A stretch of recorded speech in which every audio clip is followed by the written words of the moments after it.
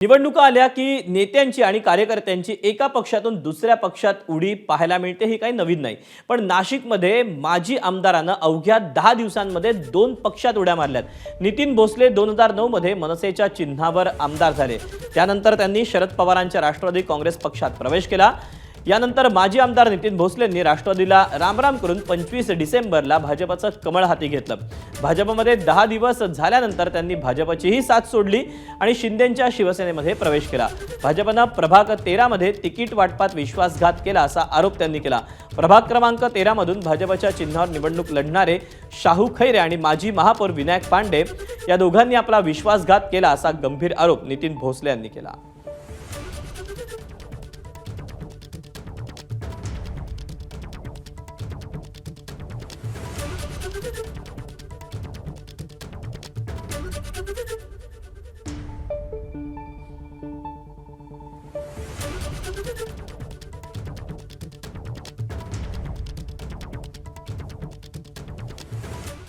मी थांबलेलो असताना त्या खैरेंनी सांगितलं नातेसंबंध असल्यामुळे की तुम्ही आपण सगळे मिळून भाजपात जाऊ, कारण तिथं आमचं जे पॅनल होतं ते स्ट्रॉंग पॅनल असतं आणि आम्हाला भसवून तिथं नेलं की आपलं तिकीट फिक्स आहे। रात्री 3 वाजता घरी मेसेज पाठवला की नाही तुम्हाला उद्या करायला लागेल, सगळे भोसले काही यायला लागतील।